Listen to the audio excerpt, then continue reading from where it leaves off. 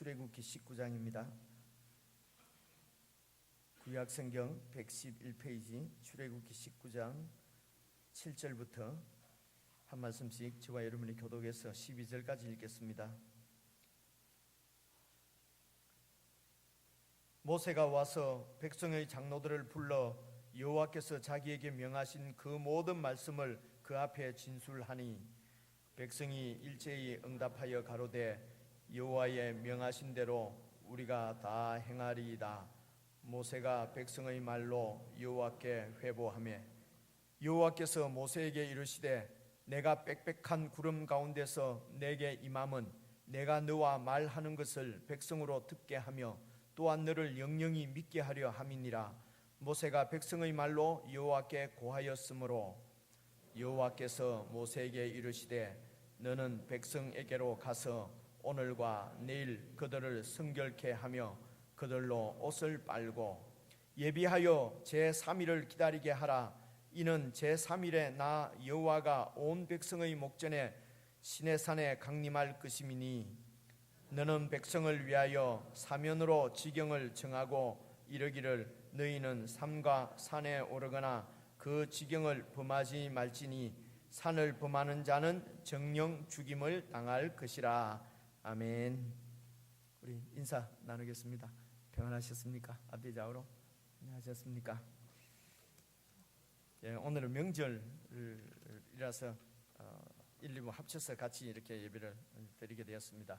그리고 금주 수요일 예배도 설날 다음 날이니까 오전 예배, 오후 예배 통합해서 저녁 7시 반에 예배를 드리도록 하겠습니다. 수요일 오전에는 모이지 않고 저녁에 함께 모이도록 하겠습니다. 우리 다른 소식은 게시판을 참조해 주시고요. 오늘 출애굽기 19장 같이 살펴볼 차례라서 19장 7절부터 읽었는데요. 여러분 7절 말씀을 다시 한번 보시면은 모세가 와서 이제 백성의 장로들을 불러서 여호와께서 자기에게 명하신 그 모든 말씀을 그 앞에 진술하니 이렇게 되어 있지 않습니까? 그러니까 모세가 왔습니다. 어디서 왔다는 얘기입니까? 하나님을 만나고 오는 것입니다. 그래서 백성의 장로들을 불러서 여호와께서 자기에게 명하신 모든 말씀을 장로들 앞에, 백성들 앞에 진술했다는 것입니다. 어떤 말씀을 듣고 왔습니까? 그것은 19장 1절부터 보시면 나와요. 1절을 보시면은요, 이스라엘 자손이 애굽 땅에서 나올 때부터 제3월 19장 1절입니다. 제3월 원래 설교 시간은 하나님의 말씀을 듣는 시간이니까 성경을 주목해서 보셔야 합니다. 그렇죠? 목사의 재미나는 이야기 듣는 것이 아니고 하나님의 말씀이 무엇을 얘기하는가 하는 것을 우리가 듣는 시간이기 때문에 그래서 제가 성경을 읽는 것입니다. 그래서 가능하면은 제 얼굴 쳐다보는 시간보다는 성경을 이렇게 보는 시간이 많았으면 얼마나 좋을까, 저는 그런 심중의 소원을 갖고 있습니다. 1절을 다시 보시면은요, 이름은 보셔야 됩니다. 그죠? 계속해서 제 얼굴만 보지 말고요. 자, 1절을 보시면요, 이스라엘 자손이 애굽 땅에서 나올 때부터 제3월 곧 그때가 언제인지 잘 모르겠어요. 그들이 시내 광야에 이르니라. 그러니까 애굽에서 나와서 시내 광야까지 왔는데 일단 2달은 넘어 걸렸어, 그죠? 제 3월이니까 3월 1일인지 10일인지 20일인지는 잘 모르겠어요. 어쨌든 2달 넘었습니다. 2달 넘게 애굽에서 이렇게 이제 탈출을 해서 이렇게 시내산까지 왔다는 얘기입니다. 이제는 고개를 들어보십시오. 여러분, 우리가 성경을 쭉 제가 출애굽기를 앞에서부터 쭉 읽는데요. 이런 여러분 이 맥을 잘 이렇게 놓치지 않고 들으시면은 성경이 재밌습니다. 쉽거든요. 근데 이 맥을 놓치고 그냥 단편적으로 읽으려고 하면은 어쩔 수 없이 이 목사님들이 이 원맨 쇼를 하게 되고 재밌는 이야기를 해야 되거든요. 그러니까 그러면 제 얘기지 이게 성경 얘기가 아니니까요. 그렇죠? 그래서 출애굽기는 일단 애굽에서 나오는 이야기이기 때문에 하나님께서 왜 이 백성들을 이렇게 애굽에서 이렇게 많은 애굽에서 지금 노예하고 있었거든요. 노예 백성들이 많은 노예들이 있는데 왜 하필이면 그 중에서 꼭 이스라엘 민족만 이렇게 구원해 냈을까? 이런 것도 의문스럽잖아요, 그죠? 아니 많은 노예들이 있는데, 많은 민족이 있는데 왜 꼭 이스라엘 민족이냐는 것입니다. 많은 사람들이 있는데 왜 꼭 저와 여러분을 구원하셨냐는 것입니다. 하나님 마음입니까? 예정해놨습니까? 딱 예정을 해놨다고요. 태어날 때부터 지옥 가기로 예정해놓고 태어날 때부터 천당 가기로 예정해놨다. 이러면 뭐가 좀 그럼 하나님 혼자 다 하시지 뭐하라고. 아침부터 제가 열을 받습니다. 제가. 그러니까 왜 이스라엘 민족을 이렇게 구원했냐는 것입니다. 그것은 아브라함과 맺은 언약 때문이라고 말씀을 드렸어요. 그렇죠? 아브라함과 맺은 언약을 여러분 이제 이 이스라엘 민족들하고 오늘 19장은 아브라함과 맺은 언약을 이제는 이 아브라함의 후손인 이스라엘 민족들하고 다시 언약을 맺는 것입니다. 그러니까 완전히 다른 언약을 맺는 것이 아니고 아브라함과 맺었던 언약을 이 이스라엘 민족들하고 새로 맺는 것입니다. 왜냐하면은 이스라엘 민족들은 아브라함 그 조상인 아브라함이 하나님과 맺은 언약에 대해서는 감이 잘 없어요. 노예로 그냥 400년 이상 살아버렸는데 우리 할아버지가 하나님하고 무슨 언약을 맺었는지 그걸 모르고 지내는 것입니다. 그래서 이런 백성들에게 이제 다시 그 언약을 상기시키시는 것입니다. 언약을 맺는 것입니다. 그래서 오늘 출애굽기 19장은 하나님이 이스라엘 민족과 언약을 체결하는, 언약을 새롭게 하는 언약 갱신의 장이다. 이렇게 기억을 하셔야 합니다. 그래서 출애굽기에서 여러분 우리가 제일 중요하게 생각하는 것은 12장의 그 유월절이 나와요. 예수님 피로 우리가 구원받았다. 어린 양의 피로 안 죽고 살아났다. 구원받았다. 이 부분, 이 12장을 가장 중요하게 생각하는 경우가, 성경은 다 중요하죠. 다 중요한데, 자, 그 중에서 12장을 예수님 피를 가장 중요하게 생각합니다. 제가 깨닫기로는요, 이해하기로는 12장보다도 19장이 더 중요하다고 생각합니다. 왜냐하면 이 19장에서 하나님과 관계 있는 하나님의 백성으로 언약을 맺기 위해서 12장에 이스라엘 백성들을 애굽 노예로부터 구원해내는 것이거든요. 그래서 예수님의 피, 어린 양의 피도 바로 이 하나님의 백성으로 언약을 맺기 위해서인 것입니다. 그래서 언약 맺는 것이 예수님보다 더 중요하다 이런 뜻이 아니고, 예수님의 피가 중요한, 우리가 이렇게 예수님의 피를 찬양하고 예수님의 피를 믿고 예수님의 피에 대해서 감동하는 것은 예수님의 이 피가 우리로 하여금 하나님의 자녀가 되게 해주셨기 때문입니다. 하나님의 자녀로, 하나님의 백성으로 우리를 구원해 주신 피기 때문에 그 피가 아주 감사하고 찬양하고 그 피를 높여드리는 것이거든요. 그래서 우리가 예수님의 피로 구원을 받았는데 여전히 하나님의 자녀로 살지 못하고 하나님의 백성으로 살지 못하고 애굽의 노예로 산다면은 예수님의 피에 대해서 모독이지요. 그렇지 않습니까? 예수님의 피로 애굽에서 해방시켜 줬는데 마음은 여전히 애굽에 있어요. 이스라엘 백성들처럼. 그런 얘기입니다. 그래서 이 19장에 이제 하나님께서 모세를 불러서 내가 너에게 한 말을 백성들에게 전해라. 그래서 이제 이 모세가 이제 백성들에게 와서 전하는데 그 내용이 이제 19장 1절부터 보시면 나온다 이런 얘기입니다. 이스라엘 자손은 애굽 땅에서 탈출을 했어요. 그리고 이제 시내 광야까지 왔어요. 2절입니다. 그들이 르비딤을 떠나, 르비딤 하면 알겠지요. 이제 지난주에 제가 여러분을 못 뵈서 르비딤을 또 잊어버렸는지 모르겠어요. 르비딤 그 전쟁, 손 들면 이기고 손 내리면 지고. 그러면 이래 하셔야죠. 그래 제가 아는 모양이다 그러고 지금 넘어갈 거 아니에요. 그죠? 그래서 르비딤을 떠나서 시내 광야까지 왔어요. 여러분 시내 광야 그러면 그냥 기억해 놓으십시오. 모세가 하나님을 만난 산, 하나님의 임재가 있는 산. 이 백성들에게는 시내 산은 하나님께서 계시는 산이에요. 물론 지금 우리는 하나님이 온 우주에 가득 차 계시지만은 그때만 해도 이 백성들은 지금부터 3,500년 전 이야기거든요. 하나님이 모세를 시내산에서 만나 주시기 때문에 시내산 그러면 하나님의 산, 이분들이 이렇게 생각하는 것입니다. 그래서 이 시내산까지 지금 온 것입니다. 그래서 3절입니다. 모세가 하나님 앞에 올라가니, 시내산에서 하나님 앞에 올라가는 것입니다. 산으로 올라가서 여호와께서 산에서 그를 불러 가라사대 너는, 모세 보고 얘기합니다. 너는 내가 지금 말하는 이대로 이같이 야곱 족속에게 이르고 이스라엘 자손에게 구하라. 야곱 족속은 족속 이스라엘 자손 같은 얘기입니다. 같은 얘기예요. 이스라엘 자손 곧 자손에게 구하라 4절입니다. 그 내용이 이 내용이죠. 나의 애굽 사람에게 어떻게 행하였습니까? 내가 지금 너희들을 애굽에서 탈출시킬 때에 애굽 사람들에게 어떻게 행했는지 봤지. 이런 말은 애굽 사람에게, 애굽 사람들에게 내가 어떻게 행했는지 10가지 재앙을 내리고 홍해를 갈라서 이 너희들을 추격해 오는 그 애굽 사람들을 완전히 수장시키고, 내가 애굽 사람들의 어떻게 행한 것을 너희가 보았고, 그리고 또 뭐라고 얘기합니까? 내가 어떻게 독수리 날개로 너희를 업어서 내게로 인도하였음을 너희가 다 보았느니라.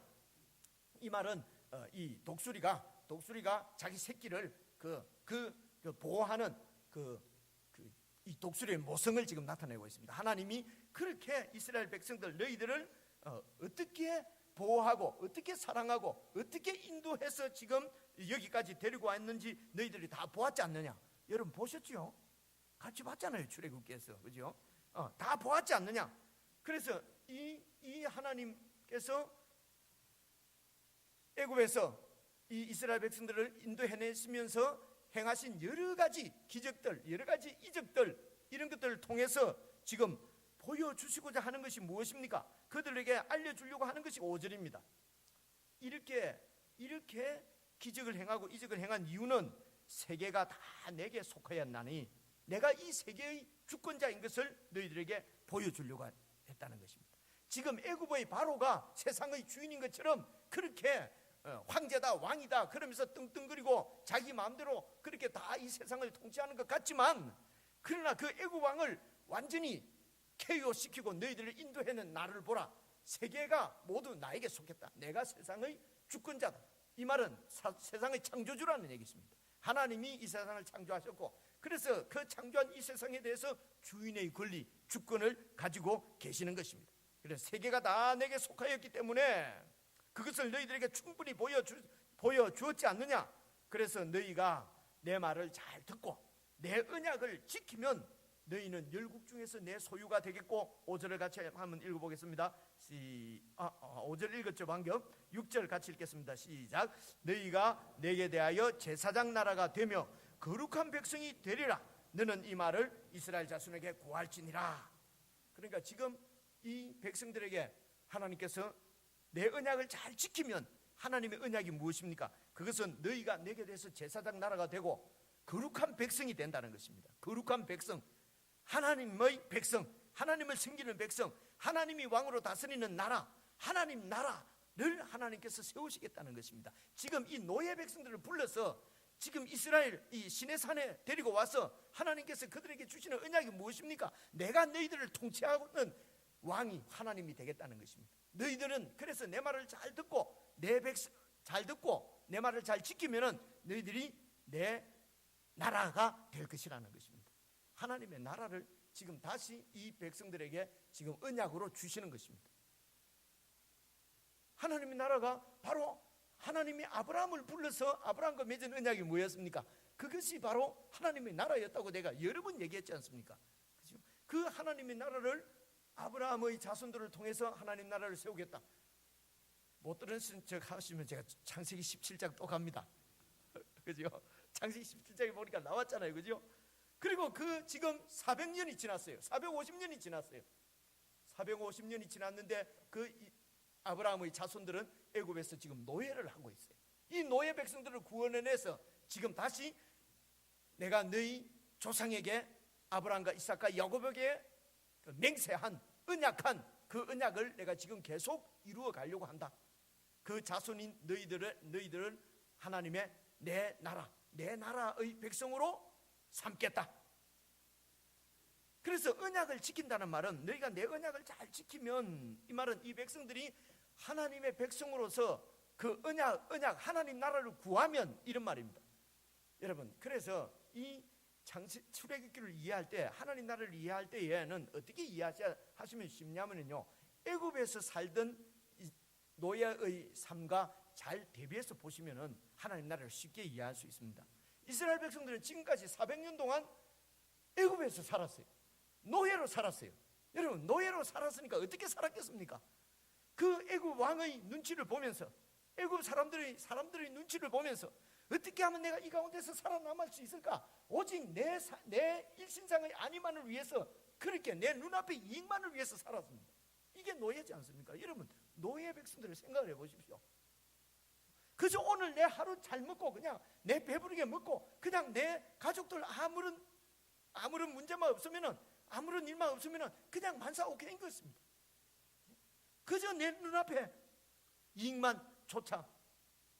그래서 거기에는 뭐 의도 없고, 그저 정의도 없고, 삶의 방향, 삶의 목표, 목적도 없습니다. 그저 내가 하루 잘 살아남을 수만 있다면은, 다른 사람보다도 조금 많이 먹을 수 있다면은, 다른 사람보다도 조금 더 편할 수 있다면은, 다른 노예들보다도 조금 더 평안할 수 있다면은, 그러면 의리도 없습니다. 지켜야 될 어떤 규범도 없습니다. 힘이 조금만 생기면 그 힘을 가지고 내 정력을 채우려고 합니다. 그게 노예입니다. 요즘도 보십시오. 조금만 권력을 갖고 그 권세만 있으면은 그냥 없는 사람들, 힘없는 사람들, 그저 그것을 위력으로 범한다. 요즘 한참 지금 난리 나지 않습니까? 정치 얘기하는 거 아닙니다. 사회 이야기하는 것이요, 우리 얘기하는 거라고요. 그럼 우리가 그냥 거룩한 것 같고 죄 안 짓는 것 같고, 왜 그렇습니까? 힘이 없으니까 그냥 죽어 지내는 것 뿐이지요. 힘만 좀 있어 보세요. 그 힘 가지고 빼앗고, 남의 것도 빼앗고, 남의 사람도 빼앗고. 이게 노예란 말입니다. 이게 애굽이란 말입니다.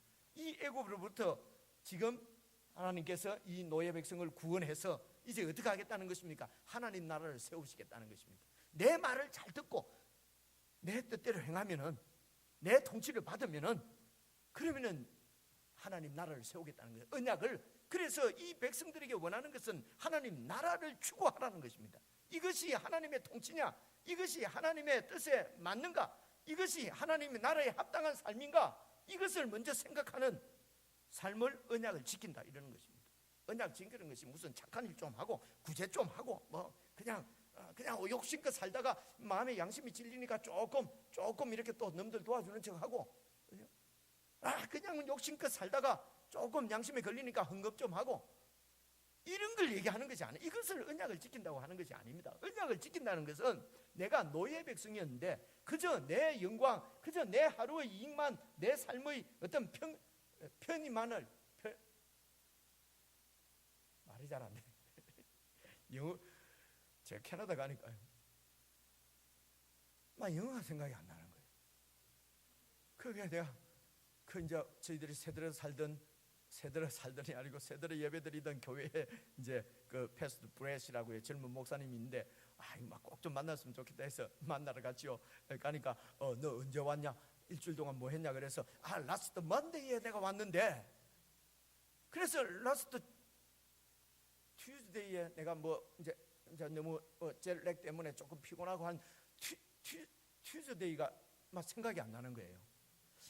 라스트 먼데이 말 다 했어요. came here midnight에 왔다고. 라스트 튜즈데이가 막 생각이 안 나가지고 라스트 하니까 이 친구가 뭔 중요한 얘기 하는가 싶어가고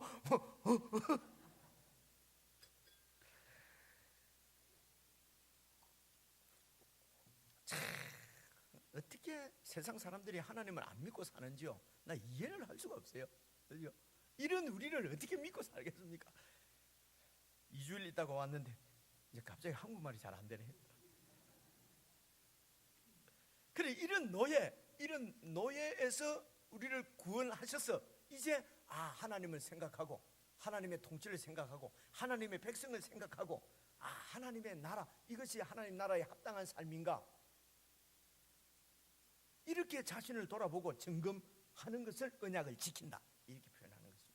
그래서 언약을 잘 지키면은 너희들이 제사장 나라가 되고 거룩한 백성이 될 것이다. 이스라엘 자손에게 고해라. 그러니까 이제 7절입니다. 모세가 그래서 백성의 대표들을 불러 모아서 하나님이 이렇게 말씀하셨다 하니까 8절 보십시오. 8절을 같이 읽겠습니다. 시작. 백성이 일제히 응답하여 가로되 여호와의 명하신 대로 우리가 다 행하리이다. 백성들이 좋습니다, 우리 그렇게 하겠습니다. 하나님의 언약을 지키겠습니다. 언약을 지키겠습니다. 그렇게 대답을 했단 말입니다. 그래서 모세가 이 백성의 말을 가지고 여호와께 다시 가서 지킨다는데요, 하겠답니다. 이렇게 해서 여러분 언약이 체결되어지는 것입니다. 언약을 새롭게 한 것, 새롭게 했다고 하는 것은 새롭게 뭘 뜯어 고쳤다는 뜻이 아니고요, 이제 아브라함과 이삭과 야곱에게 했던 그 언약을 이 백성들하고도 새롭게 맺었다, 이런 말입니다. 그래서 이 백성들이 이때부터 하나님의 언약 백성이 되는 것입니다. 이제 이 이스라엘 백성은 애굽의 노예가 아니에요. 이제 광야에서 하나님의 통치를 받는 하나님의 백성이 되었다는 것입니다. 그래서 이제 9절부터는 이제 언약을 맺었으니까, 언약을 지키겠다고 했으니까 이제 언약식을 해야 될 거 아닙니까? 그래서 24장에 이제 십계명이 나오는데요, 이건 언약식을 한다고 생각을 하시면 돼요. 이제 우리나라는 그런 거 안 하는데요, 미안합니다. 자꾸 제 밖에 살던 이야기를 해서, 캐나다 가면은요, 이 미국이나 이런 데는 결혼식 하면은요, 무슨 결혼식을 하다가 이 앞에 꼭 이게 무슨 책상이 하나 있어요. 보시면 미국에 계시는 분은 그런 거 손집사님 그렇죠, 그죠? 책상이 꼭 있어요. 그 책상이 뭐 하는 거냐 하면요, 한참 결혼식 하다가요, 여기 와갖고 막 사인을 해요. 그래서 이 서양의 결혼식에서 제일 중요한 것은 다큐멘터리 문서에 사인하는 거예요. 그렇게 해야 그게 결혼식이 딱 그 계약이 맺어지는 거예요. 우리는 뭐 그런 거 안 하니까 잘, 그런데 서양은 꼭 식을 해요. 그래서 지금 20장부터 문서로 이 백성들하고 지금 그 언약식을 체결하는 것입니다. 그게 이제 20장 1절부터 나오는 십계명이에요. 십계명은 언약 문서입니다. 우리 왜 서약할 때, 왜 결혼할 때 나는 하여튼 이럴 때나 어떨 때나 하여튼 남편의 도리를 다 하겠느냐 이렇게 하잖아요. 우리는 말만 하니까 잊어버리잖아요. 근데 서양에는 그 종이로 딱 적어가지고 그것을 사인을 딱 하고 그걸 정부로 보내요. 그럼 정부에서 결혼했다고 인정을 해주는 거예요. 그래서 이제 20장은 언약식을 맺는 것이다. 그리고 19장 10절부터 9절부터 나오는 것은 그 언약식을 하기 위해서 준비시키는 것입니다. 백성들을 준비시키는 내용이에요. 왜 결혼식 할 때도 가서 막 목욕하고 막 옷 좋은 거 사입고 막 이렇게 하잖아요. 그죠? 그렇게 생각하시면 되겠어요. 그래서 보십시오. 9절, 여호와께서 모세에게 이르시되 내가 빽빽한 구름 가운데서 네게 임한 것은 내가 지금 너와 말하는 것을 백성들로 듣게 하려고 한다. 내가 너와 지금 말하고 있는 것을 백성들이 듣게 하려고. 하나님은 영이시기 때문에 백성들이 보이질 않아요. 그냥 말씀만 들릴 뿐입니다. 그래서 빽빽한 구름, 보통 없는 구름, 빽빽한 구름은 하나님의 임재를 상징한다고 제가 여러 번 말씀드렸습니다. 그죠? 그래서 백성들이 빽빽한 구름이, 시커먼 구름이 나타나니까 무섭지 않습니까? 하나님이 강림하셨구나, 이제 이렇게 이해를 한다는 것입니다. 백성들이요. 그럴 때 하나님께서 모세하고 이야기를 하는 얘기를 백성들도 다 듣도록 했어요. 어떻게 하나님의 음성이 어떻게 들렸을까? 나도 잘 모르겠어요. 잘 모르겠는데 모세야 뭐 이런 소리가 들렸는지, 그죠? 모세야 뭐 어떤 소리인지 모르겠는데 백성들이 그 소리를 다 들었다는 거예요. 이렇게 너와 말하는 것을 백성으로 듣게 하며 또한 너를 영영히 믿게 하려고, 모세를 믿게 하려고, 너를 믿게 하려고 내가 지금 빽빽한 구름 가운데서 너와 말하는 것을 백성들이 듣게 만들겠다. 그 말은 무슨 말입니까? 이제 모세를 세워서, 모세를 통해서 하나님의 말씀으로 너희들을 통치하겠다는 것입니다. 말씀으로 내가 너와 지금 이야기하는 것을 백성들이 이제 다 듣고, 그래서 내가 이제 너에게 말하면 네가 백성들에게 그 말씀을 주어서 말씀대로, 하나님의 말씀대로 살도록 하나님이 모세를 세우시는 것입니다. 그래서 이제 모세가 백성의 말로 여호와께 고하였으므로 백성들이 지키겠다고 하는데요, 하니까 10절, 여호와께서 모세에게 이르시되 너는 백성에게로 가서 오늘과 내일 그들을 성결케 하며 그들로 옷도 빨고 예비해서 제3일을 기다리게 하라. 이제 3일 후에 내가, 보십시오, 이는 제3일에 나 여호와가 온 백성의 목전에 시내산에 강림할 것이다.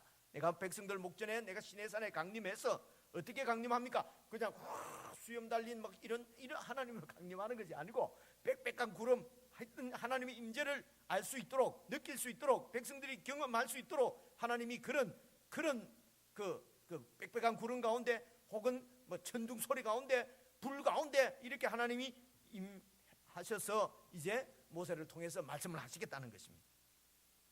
12절입니다.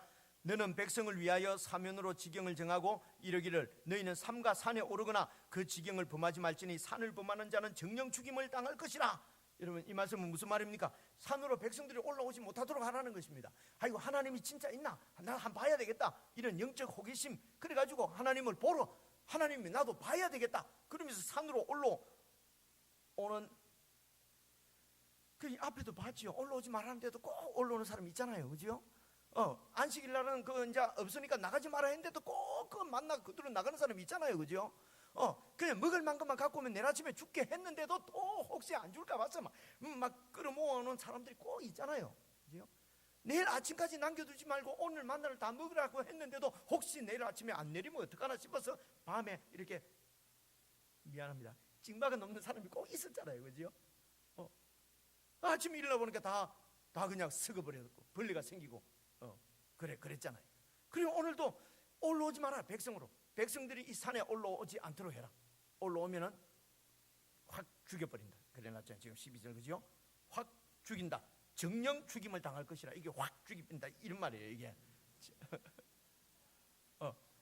이것은 무슨 뜻이겠습니까? 이렇게 하나님의 나라는 영적 호기심, 그리고 어떤 이런 신기한 경험, 하나님을 봤다, 하나님을 보았다, 이런 것이 아니고요, 모세를 통해 주시는 말씀을 통해서 이 백성들을 통치한다는 것입니다. 여러분, 하나님 나라는 무슨 신기한 영적인 경험을 얘기하는 게 아니에요. 아이고, 불이 떨어졌다, 밤새도록 기도했더만, 무슨 앞에 환상이 보였다, 십자가가 보였다, 나는 하나님 믿는 거 확실히 믿는다, 이런 거 아니라니까요, 여러분. 저 산에 올라가면 하나님의 임재가 있다 하더라. 저 산에 올라가면 하나님이 보인다 하더라. 그러면서 산에 올라오는 놈들은 다 죽여버린다는 거예요. 이런 영적 호기심, 이런 영적인 호기심을 갖고 있기 때문에요, 이런 영적인 그 호기심이 채워지면 영적 우울감이 생겨요. 아무것도 아닌 게 하나님 말씀대로 살지도 않고 하나님 말씀대로 지키지도 않으면서 그냥 나는 하나님 봤다는 거죠. 너 하나님 봤니? 너 방언했니? 너 입신했니? 너 자빠져 봤니? 왜 자빠집니까 갑자기? 그냥 옳게 그냥 서서 살면 되지, 그죠? 그런 게 아니라는 거예요. 산에 올라오는 자들은, 나보러 올라오는 자들은 내가 돌격해서 죽여버린다, 그렇게 돼 있어요. 내가 너에게 말하는 것을 백성들이 확실하게 믿고 따르게 하려고 이런 기적적으로 내가 너와 이야기하는 것을 백성들이 다 듣도록 내가 하겠다는 것입니다. 그래서 이제는 모세를 통해서 주시는 말씀을 가지고 그 말씀의 지배를 받고 말씀의 통치를 받는 하나님의 백성들, 그래서 애굽의 삶과는 완전히 다른 하나님의 법대로 사는 그런 백성들을 지금 세우겠다는 것입니다. 그런 백성들을 통해서 나라를 세우시겠다는 거예요. 이런 얘기 처음 듣는 거 아니에요? 그죠? 여러분, 저 낯선 얘기하는 것 같다, 이런 느낌 들어요. 그저 교회 오고 예수 열심히 믿으면 축복받는다, 진급한다, 돈 많이 번다, 주식이 내 주식이 막 올라간다, 믿으시길 바랍니다, 아멘, 할렐루야, 이러면 좋을 것 같은데, 그죠? 그런 거는 성경에 없어요. 아무리 많은 사람들이 몰려가도 그것은 성경이 얘기하는 것이 아닙니다. 말이 잘 안 되니까 또 제가 자꾸 열을 낸다, 그죠? 그래서 하나님께서 모세를 통해서 주신 말씀이 무엇입니까? 그게 이제 20장 1절입니다. 봐보십시오. 하나님이 이 모든 말씀으로 일러 가라사대, 1절 보십시오. 나는 너를, 아이고, 이거 10계명 다 하려면 1시간 걸리겠다. 안 걸립니다. 금방 합니다. 보세요. 1절 보세요. 나는 너를 애굽 땅, 2절입니다. 애굽 땅 종되었던 집에서 인도하여 낸 너의 하나님 여호와다. 나는 누구냐? 너희를 애굽 땅, 너희들이 종이 되어서 살던 그곳에서 너희를 구원해낸 하나님이다. 그래서 하나님은 일단 하나님이 어떤 분인가를 얘기합니다. 하나님은 창조주시고 하나님은 또 구원주시다. 너희를 애굽에서부터 구원해냈다. 그렇기 때문에 3절 너는 나 외에 다른 신들을 네게 있게 말지니라. 다른 신을 네게 있게 말지니라. 여러분, 이 애굽에는 온통 신이 천지백갈이에요. 애굽에는 신이 많았다니까요. 나일강도 신이고요, 깨구리도 신이고요, 이도 신이고요, 말똥구리도 신이고요, 우박도 신이고요. 하여튼 나한테 도움을 준다 싶으면은 전부 신이에요. 말똥구리도 왜 신이라고 말씀을 제가 한번 드렸죠. 여러분 못 가봤으면 그러니까 가봤으면 내가 표만 좀 내야죠. 여기 카이로 가면 그 박물관 있어요. 근데 가면 신을 전시해 놨어요. 말똥구리가 신이에요. 소똥구리 뭐 있지 않습니까? 이 굴리는 거, 그죠? 그게 왜 신인가? 그 밑에 설명을 해놨어요. 이 지구가 뭐 이렇게 해가 빙빙 돌아다니잖아요. 보니까 그 말똥구리가 이 소똥구리인가 말똥구리인가 굴리는 거 보니까 해를 누가 굴리는구나. 해를 굴리는 힘 있는 신, 소똥구리 말똥구리, 이게 다 신이에요.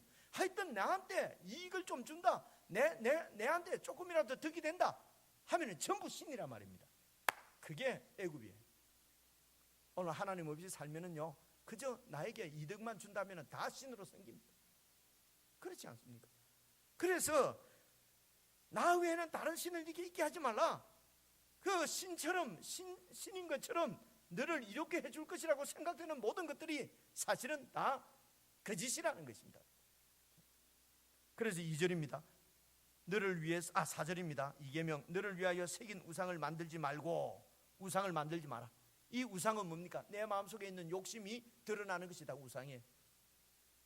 맞죠? 맞잖아요. 그죠? 내 욕심, 힘이 좀 있고 싶다, 말똥구리도 신이고, 아이고 저 강물이 없으면, 나일 강물이 없으면 우리가 어떻게 묵고 사냐? 그럼 나일 강도 신이고 거기 가서 빌고, 그렇죠? 그래서 이 우상은 무슨 뭐 부처 앞에 가서 나는 절 안 한다 이런 게 아니에요. 내 속에 있는 탐심입니다. 내 속에 있는 욕심입니다. 이 욕심이 드러나는 것이 전부 우상으로 드러나기 때문에 나 외에는 다른 신을 섬기지 말고 우상도 만들지 마라. 셋째 계명이 뭡니까? 그게 7절입니다. 너는 너희 하나님 여호와의 이름을 망령되이 일컫지 말라.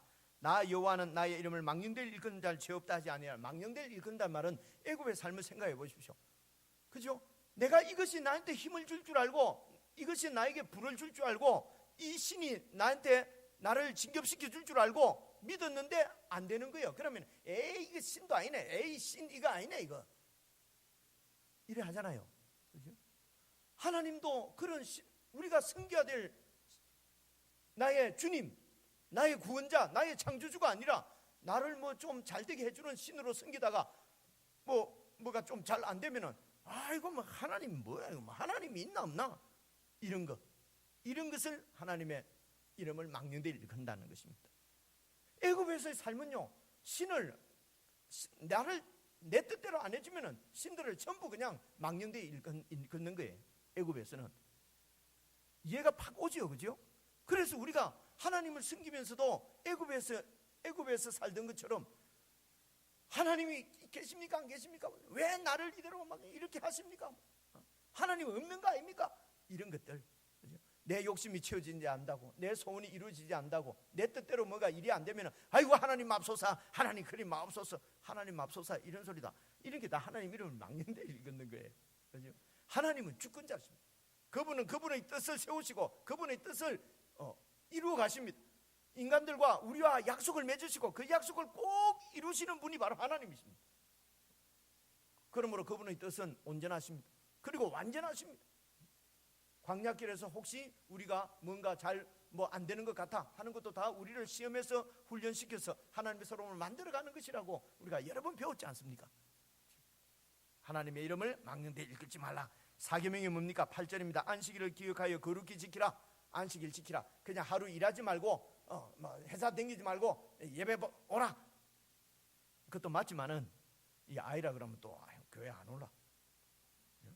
맞지만은 안식일을 기억해서 거룩히 지키라는 말은 하나님을 신뢰하라는 것입니다. 하나님을 믿으라는 것입니다. 하나님을 신뢰하지 않기 때문에, 하나님을 믿지 못하기 때문에 내 힘으로 내 것을 챙겨야 되고, 그렇죠? 내 이익을 찾아서 살아야 되고 너무 피곤하고 힘들게 산다는 것입니다. 하나님 믿으라는 것입니다. 이제 여기까지가 하나님에 관한, 하나님과의 관계에서 관해서 주시는 그 율법의 말씀이고, 그 다음에요 쭉 내려가서 12절부터는 이제 여러분 잘 아시는 대로 그 사랑과의 관계에 있어서 하나님 나라 백성으로서 하나님 나라를 구하면서 사는 사람들은 사랑과의 관계에서는 이제 어떻게 살 것이냐 하는 것이 12절부터 나옵니다. 내 부모를 공경하라. 이것도 부모가 우리 생명의 근원이지요. 그래서 하나님이 우리 생명의 근원인 것을 부모를 통해서 보여주는 것입니다. 그냥 우리가 아무 데서나 그냥 나온 것이 아니고 부모를 통해서 이 땅에 온 것이에요. 그래서 우리 생명의 근원이 부모에게서 있는 것처럼 하나님에게 있다는 것입니다. 13절입니다. 살인하지 말지니라. 생명도 하나님께로부터 오기 때문에 그렇습니다. 간음하지 말지니라. 이것도 생명하고 관계되는 문제지요. 간음하지 말지니라. 도적질하지 말지니라. 내 이웃에 대하여 거짓 증거하지 말지니라. 내 이웃의 집을 탐내지 말지니라. 이 6가지 계명도 모두 다 이제는 애굽에서는 어떻게 살았습니까? 애굽에서는 힘으로 살았어요. 힘만 있으면은 살인도 하고 간음도 하고 남에게 빼앗기도 하고, 그렇죠?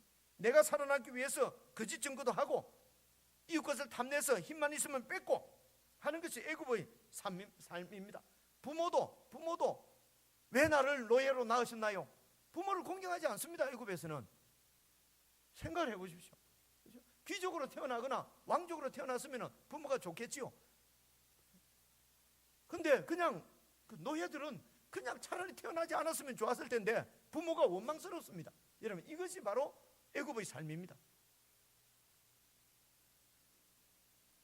그래서 지금 이 10계명에 나오는 제6계명부터 5계명부터 지금 10계명까지도 사랑과의 관계에 있어서도 다 그 중간에 하나님을 두고 하나님의 통치 안에서 하나님과 사랑과의 관계도 맺으라는 얘기입니다. 그래서 1계명부터 10계명까지가 다 중심은 하나님입니다. 이해가 오시죠? 그죠? 4절까지는 하나님을 어떻게 섬길 것이냐, 애굽에서 섬기던 것처럼 섬기지 말라는 것입니다. 그리고 5계명부터 사랑과의 관계에서도 애굽에서 하나님 없이 노예로 살 때처럼 자기 중심적으로 그렇게 사랑과 관계를 맺는 것이 아니라 이제는 우리를 통치하시는 하나님, 왕이신 그 하나님의 말씀 안에서 관계를 맺으라는 그런 얘기입니다. 이렇게 백성들에게 이제 언약 문서를 주시고, 그리고 사인을, 이 사인하는 건 안 나오는데 사인을 받았어요. 그죠? 눈에 안 보이지만은 사인을 받았단 말이에요. 하겠습니다. 근데 이렇게 사인해놓고 이 백성들이 이 언약을 지키지를 못했어요. 여전히 애굽 방식으로 살아가게 되고, 여전히 하나님 나라가 아니라 내 이익, 내 영광, 내 안일, 내 평안만을 구하면서 살아갔단 말입니다. 하나님의 언약은, 하나님의 백성으로 삼아서 그들에게 하나님 주신 언약은 하나님 나라를 구하는 것입니다. 우리가 하나님의 뜻을 좇아서 그렇게 하나님 나라를 구하면서 사는 것이 아니라 여전히 내 영광을 위해서 살고, 그래서 서로 반목하고 싸우고 시기하고 질투하고 경쟁하고 결국 그 나라가 멸망하고 마는 것입니다. 그것이 BC 586년에 이 이스라엘 나라가 완전히 멸망하게 되는 것입니다. 그래서 하나님께서 아브라함을 통해서 세우신 이 언약을 이 이스라엘 민족하고 다시 언약을 새롭게 했지만은 그 언약이 결국은 이루어지지 않으면은, 여러분, 언약이 이루어지지 않으면은 어떤 문제가 있냐면요, 하나님이 자기가 세우겠다고 한, 지키겠다고 하는 언약을 당신이 지키지 못하는, 하나님이 완전히 전능하지 못한, 하나님답지 못하다 하는 것을 어렵지 못하다 이런 것입니다. 하나님이 어렵지 못하는 것입니다. 이스라엘 백성이 이스라엘 민족이 나라가 멸망해서 바벨론의 포로로 잡혀갔습니다. 그러면 하나님이 세우신 그 언약이 무너지는 것이지 않습니까? 그래서 하나님께서 그러실 리가 없지요. 그래서 하나님께서 당신의 아들 예수 그리스도를 이 땅에 보내신 것입니다. 그리고 이 하나님의 나라를 구하지 못하고 계속해서 자기의 나라, 자기 영광만을 구하는 인간의 이 문제의 근원이 바로 내 속에 있는 내 자아, 내 이기심, 하나님보다도 하나님이 아니라 그 자리에 내가 앉고 싶어하는 내 중심적인 내 이기적인 본성, 이 나를 예수님께서 십자가에 같이 죽이신 것입니다. 예수님께서 십자가에 죽으심으로 우리 인류의 이 죄의 근원인 아말렉, 우리 속에 있는 아말렉의 문제를, 죄의 문제를 완전히 다 해결하신 것입니다. 하나님께서 당신의 언약을 지키기 위해서 당신의 아들을 십자가에 못 박은 것입니다. 그 예수 그리스도의 보혈을 통해서 우리들을, 믿는 자들을 다 모든 죄로부터 정결케 하시고 하나님의 백성으로 삼으신 것입니다. 하나님 나라를 세우신 것입니다. 예수 그리스도의 보혈이 바로 하나님의 언약을 이루어드린, 성취시켜드린, 지켜드린 것이란 말입니다. 그래서 예수님의 보혈이 하나님의 마음을 시원하게 하셨다 하는 말은 하나님께서 아브라함과 약속하신 그 언약을 지킬 수 있도록, 이룰 수 있도록, 성취할 수 있도록 해주신 분이 예수 그리스도시고 그분의 보혈이라는 것입니다. 그래서 예수님의 보혈, 그 보혈을 믿는 자들을 하나님의 백성으로 삼으시고, 그래서 예수님의 보혈이 우리의 죄를 용서하시고 우리를 하나님 자녀 백성 삼아 주셨기 때문에 그 예수님의 보혈을 우리는 언약의 피라고 얘기하는 것입니다. 그러므로 이 예수 그리스도의 보혈을 믿고 예수 보혈 안에 거하는 자들은 바로 하나님도 그 언약을 지켜서 이루시고 오늘 우리들도 그 하나님의 언약을 지킬 수 있도록 모든 죄를 다 용서받고 하나님의 백성이 되었으니까, 제사장 나라가 되게 하셨으니까, 거룩한 나라가 되게 하셨으니까, 제사장 나라, 거룩한 백성이 되게 하신 것이 바로 예수 그리스도의 보혈이기 때문에 우리들로 하여금 또 이 하나님의 언약을 지킬 수 있도록 해주신 것이 바로 예수 그리스도의 보혈인 것입니다. 그래서 저와 여러분은 오늘 그 보혈을 찬양하고, 여러분 이 진리를 우리가 알지 못하고 깨닫지 못하고 주의 피 하면은 주의 피가 왜 자꾸 주의 피 자꾸 하니까요. 제 둘째 딸이 그 주의지 않습니까? 그러니까 주의 피 하니까 자꾸 왜 아빠 내 피 어릴 때부터 왜 자꾸 내 이름을 불러요? 우리 발음이 저가 안 해가지고 의미도 모르고 뜻도 모르고 부르게 된단 말입니다. 예수 그리스도의 보혈, 그 피가 왜 보혈입니까? 바로 하나님의 언약을 지킬 수 있도록, 하나님의 언약도 하나님을 의롭게 해주시고 오늘 우리도 그 언약을 지킬 수 있도록 우리를 의롭게 해주신 피가 바로 예수 그리스도의 보혈이기 때문에 이 보혈이 바로 언약의 보혈인 것입니다. 그래서 이 예수 그리스도의 피 안에 있는 자, 이 보혈을 믿는 자, 이 보혈 안에 들어오는 모든, 이 보혈을 믿는 모든 사람들을 하나님께서는 이제 자기 백성으로 삼으시는 것입니다. 그리고 십자가에서 죽으신 예수님을 다시 살리셔서 우리의 영원한 왕이 되게 하셨습니다. 이제는 그분이 우리 삶의 모델이고 그분이 우리 삶의 목표고 목적이고 그분을 닮아가고 그분의 뜻을 행하는 것이 우리 삶의 목적인 것입니다. 그래서 나는 죽고 내 손도 내 발도 예수와 함께 못 박고 이제는 나 주를 위해 살리라. 주를 위해 살리라. 우리가 어떻게 주를 위해서 살 수 있냐? 주 안에 살지. 맞습니다마는 여러분, 우리를 구원하신 것은 주를 위해 살게 하려고 우리를 구원하셨습니다. 내 힘으로 살 수가 없지요. 그래서 하나님께서 예수 그리스도의 보혈을 믿는 자들에게, 하나님의 자녀가 된 주님의 백성들에게는 성령님을 보내신 것입니다. 저와 여러분 속에는 그래서 성령이 와 계시는 것입니다. 성령께서 이제 성령을 의지하고 성령의 통치를 받기를 원하면서 손만 들면은 그 성령께서 저와 여러분을 인도하셔서 거룩한 백성으로 우리를 하나님을 위해서, 그 나라를 위해서 살 수 있도록, 그 나라만을 구하면서 살 수 있도록 우리를 세우실 줄로 믿습니다. 문제는 이제 예수 그리스도의 보혈을 안에서 하나님의 백성이 된 저와 여러분들이 할 것은 그의 나라를 구하는 것입니다. 이것이 주님의 나라의 백성으로서 합당한 삶인가? 이것이 주님의 통치가 이루어지는 것이 맞는가? 이게 정말 주님의 나라에 합당한 삶인가? 그것을 구하면서 기도하고 성령의 도우심을 구하면은 어떤 기도든지 하나님께서 다 들어주신다고 말씀하신 것입니다. 하나님 나라를 구하는 그 기도를 다 들어주신다는 것이에요. 모든 기도는 이미 받은 것으로 믿으라. 다 이루어준다는 것은 하나님의 나라를 얘기하는 것입니다. 내 욕심을 구하는 것은 하나님께서 다 이루어주신다고 말씀한 것은 성경에 어디에도 나오지 않습니다. 내 원하는 대로, 내 욕심대로 구하면 하나님이 다 이루어준다. 믿고 끝까지 구하면 하나님이 이루어진다. 거짓말입니다. 그런 얘기는 없습니다. 우리를 예수 그리스도의 보혈로 우리를 구원하신 것은 바로 하나님의 언약도 하나님이 지키게 하시고 우리도 그 언약을 지키고 이제는 그 언약 안에 있게 만들려고 예수님이 죽으신 것입니다. 이 예수님의 피를 믿고 하나님의 자녀가 된 자들에게는 하나님께서 성령님을 보내주셨습니다. 그러므로 저와 여러분은 이제 그 나라를 구하면서 사셔야 합니다.